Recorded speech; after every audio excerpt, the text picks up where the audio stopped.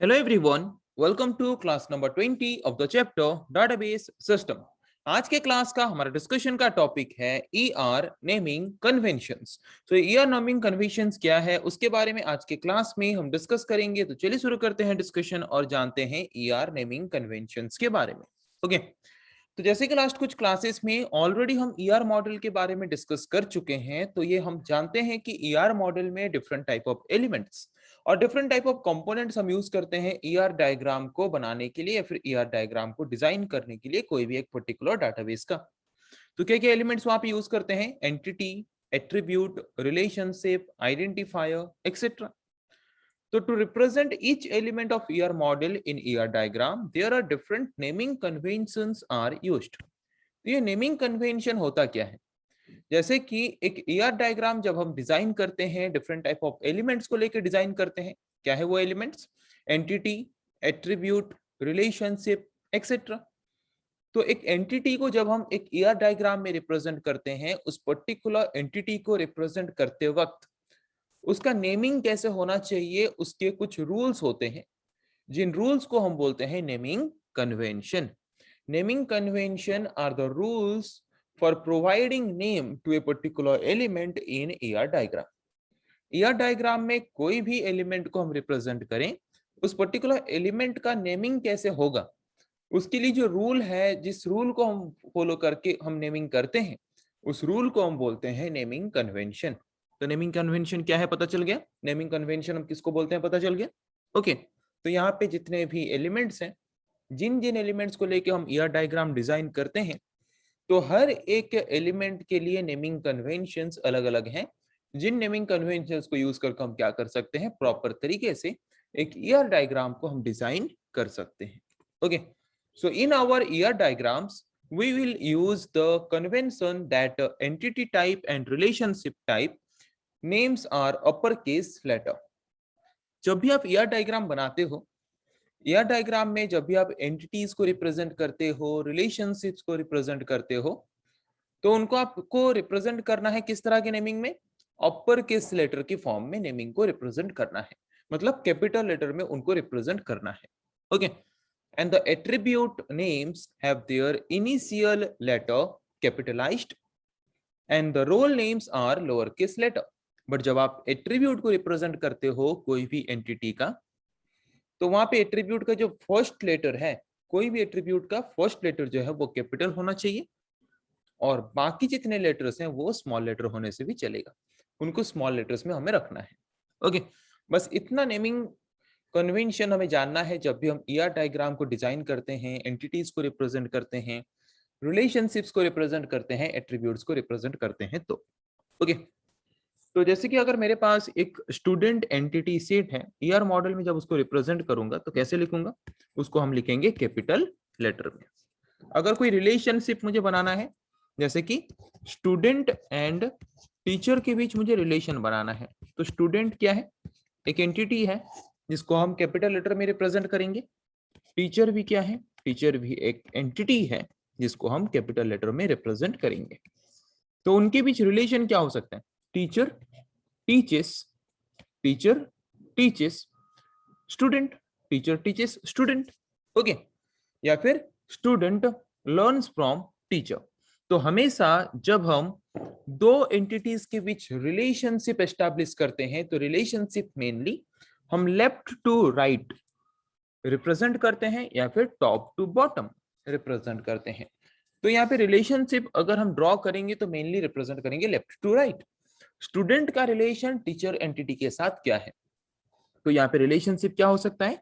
Relationship हो सकता है student learns from relation. Relation हमारा क्या होगा? Learns from. Student learns from teacher. यहाँ पे जो लर्न्स फ्रॉम, जो मैंने यहाँ पे रिलेशनशिप लिखा, तो इस पर्टिकुलर रिलेशनशिप को भी हमें किस फॉर्म में रिप्रेजेंट करने के लिए बोला है?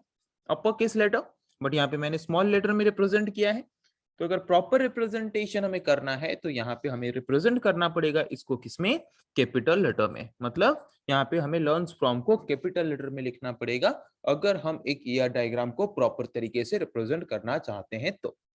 ओके, तो इतना समझ आ गया कि जब भी आप एक ईआर डायग्राम डिजाइन कर रहे हो, एंटिटीज को आपको कैपिटल लेटर में रिप्रेजेंट करना है। रिलेशनशिप्स को आपको कैपिटल लेटर में रिप्रेजेंट करना है, एंड एट्रीब्यूट्स को जब आप रिप्रेजेंट कर रहे हो तो उसका फर्स्ट लेटर कैपिटल होगा एंड बाकी लेटर्स उसके क्या होंगे, बाकी लेटर्स उसके स्मॉल होंगे।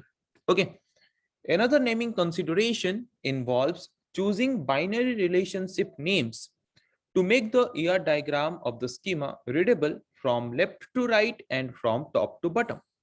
इसका मतलब क्या है, जब भी आप ER डायग्राम बना रहे हो, एंटिटीज के बीच जब भी आप रिलेशनशिप एस्टैब्लिश कर रहे हो, या फिर जब भी आप रिलेशनशिप का नेमिंग कर रहे हो, तो वहां के आपको रिलेशनशिप का नेमिंग जो देना है किस हिसाब से देना है, लेफ्ट एंटिटी से लेके राइट एंटिटी तक रिलेशन क्या है उस हिसाब से, या फिर टॉप एंटिटी से लेके बॉटम एंटिटी तक रिलेशनशिप क्या है उस हिसाब से आपको रिलेशनशिप का नेमिंग करना है जब भी आप एक ईआर डायग्राम डिजाइन करते हो।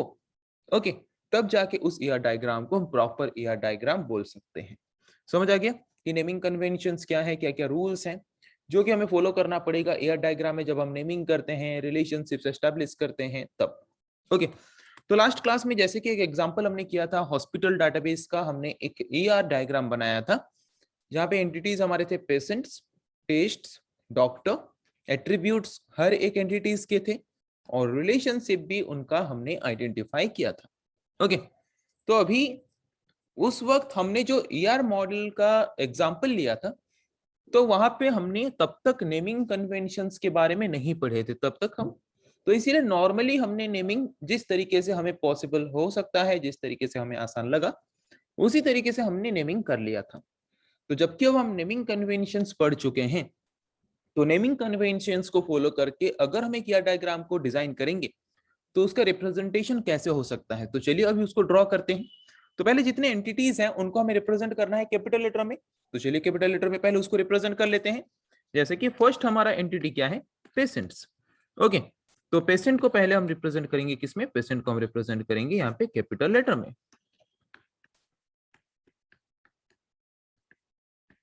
ओके, और एक एंटिटी हमारा क्या है, और एक एंटिटी हमारा यहाँ पे है डॉक्टर, तो डॉक्टर को भी यहाँ पे कैपिटल लेटर में रिप्रेजेंट करेंगे, सारे के सारे एंटिटीज को कैपिटल में रिप्रेजेंट करेंगे। और एक एंटिटी हमारा क्या था, टेस्ट्स, तो उसको भी हम रिप्रेजेंट करेंगे कैपिटल लेटर में। ओके, एंटिटीज तो हमने यहाँ पे बना लिया। फिर नेक्स्ट क्या है, attributes, ID, name, age, visit date, ये एट्रीब्यूट्स हैं पेशेंट्स एंटिटी का, ID, name, age, visit date. तो एट्रीब्यूट्स को हम कैसे रिप्रेजेंट करते हैं, first letter capital, second letter capital भी हो सकता है स्मॉल भी हो सकता है, ज्यादातर हम क्या करते हैं अगर कोई शॉर्ट फॉर्म में रिप्रेजेंट करते हैं तो कैपिटल रहने से चलेगा, अदरवाइज फर्स्ट लेटर कैपिटल, बाकी के सारे लेटर्स स्मॉल। नेम और क्या था, एज, फर्स्ट लेटर कैपिटल, बाकी सारे small, then visit date.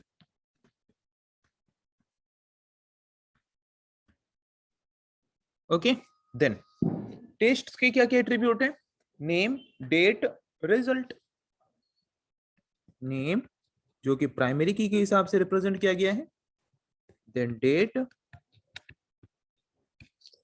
Then result. Then doctor के एट्रीब्यूट्स क्या है, आईडी, नेम, स्पेशलाइजेशन। आईडी जो कि प्राइमरी की है, then name, then specialization. ID, name and specialization. Okay, attributes को हमने रिप्रेजेंट कर लिया नेमिंग कन्वेंशन के हिसाब से, फर्स्ट लेटर कैपिटल, बाकी सारे लेटर्स स्मॉल। ओके, अभी हम क्या रिप्रेजेंट करेंगे, रिलेशनशिप। टेस्ट एंड डॉक्टर के बीच रिलेशनशिप क्या है, टेस्ट एंड डॉक्टर के बीच रिलेशनशिप है कंडक्टेड बाय। तो हमने क्या पढ़ा, जब भी हम रिलेशनशिप का नेम करते हैं, नेमिंग करते हैं, लेफ्ट एंटिटी से लेकर राइट एंटिटी तक रिलेशन क्या है उस हिसाब से हमें यहाँ पे रिलेशनशिप का नेम देना है। जैसे कि tests are conducted by doctor, तो लेफ्ट साइड के एंटिटी के रिलेशन राइट साइड के एंटिटी के रिलेशन के हिसाब से हमने यहाँ पे रिलेशनशिप का नेम दिया है। ओके, तो उसका रिप्रेजेंटेशन यहाँ पे सही है, टेस्ट्स आर कंडक्टेड बाय, तो कंडक्टेड बाय को हमें यहाँ पे लिखना पड़ेगा कैपिटल में, क्योंकि हमने पढ़ा था रिलेशनशिप को भी हम कैपिटल लेटर में रिप्रेजेंट करते हैं। So conducted by. Okay. Tests are conducted by doctor. Then अभी हम क्या करेंगे, पेशेंट्स एंड डॉक्टर के बीच रिलेशनशिप फाइंड करेंगे। तो रिलेशनशिप का नेम हम दो तरीके से देते हैं, लेफ्ट टू राइट के हिसाब से रिलेशन का नेम देते हैं या फिर टॉप टू बॉटम के हिसाब से। तो टॉप टू बॉटम मतलब पेशेंट एंड डॉक्टर के बीच रिलेशनशिप का नेम अगर हमें देना है तो पेशेंट की तरफ से क्या रिलेशन है वो हमें देना है। So patients visit doctor, patients visit करते हैं किसके पास, डॉक्टर के पास। So the relationship is visit. Okay, then patients and tests के बीच अगर हम रिलेशनशिप फाइंड करें तो रिलेशनशिप क्या होगा, patients has test record on test entity. Okay, patients has test record, okay, patients has test record on test entity. तो यहाँ पे देखो नेमिंग कन्वेंशन को फॉलो करके हमने टोटल हॉस्पिटल डाटाबेस के ईआर डायग्राम को यहाँ पे हमने डिजाइन कर लिया। और यहाँ पे हम बोल सकते हैं this is the accurate, this is the perfect example of hospital database ER diagram. Hospital database का ईआर डायग्राम का ये प्रॉपर एग्जांपल है, ये प्रॉपर डायग्राम है, ये प्रॉपर रिप्रेजेंटेशन है। ओके, तो नेमिंग कन्वेंशन जानने से पहले जो जो हमने यहाँ पे मतलब नेमिंग कन्वेंशंस के रूल्स को फॉलो हमने यहाँ पे नहीं किया था, उसको फॉलो करके जब हमने यहाँ पे इसको डिजाइन किया तो ये है उसका रिप्रेजेंटेशन, ये है उसका diagram. Okay, so I think ER naming convention के बारे में आपको समझ आ गया कि ईआर डायग्राम डिजाइन करते वक्त एंटिटीज का नेमिंग कन्वेंशन कैसे होना चाहिए, देन उसके बाद एट्रीब्यूट का नेमिंग कैसे होना चाहिए, रिलेशनशिप का नेमिंग कैसे होना चाहिए। जब हम रिलेशनशिप का नेम प्रोवाइड करते हैं तो लेफ्ट टू राइट या फिर टॉप टू बॉटम एंटिटीज के अंदर क्या रिलेशन है उस हिसाब से हम रिलेशनशिप का नेम प्रोवाइड करते हैं, ये भी हमने सीखा। और उसी हिसाब से हमें ईआर डायग्राम डिजाइन करना अभी और ज्यादा आसान हो जाएगा। ओके, सो आई थिंक आज के क्लास में जिस टॉपिक के बारे में हमने डिस्कस किया आप लोगों को समझ आ चुका है। सो नेक्स्ट क्लास में हम डिस्कस करेंगे ऐसे और कुछ टॉपिक के बारे में। आज के लिए इतना ही, थैंक यू।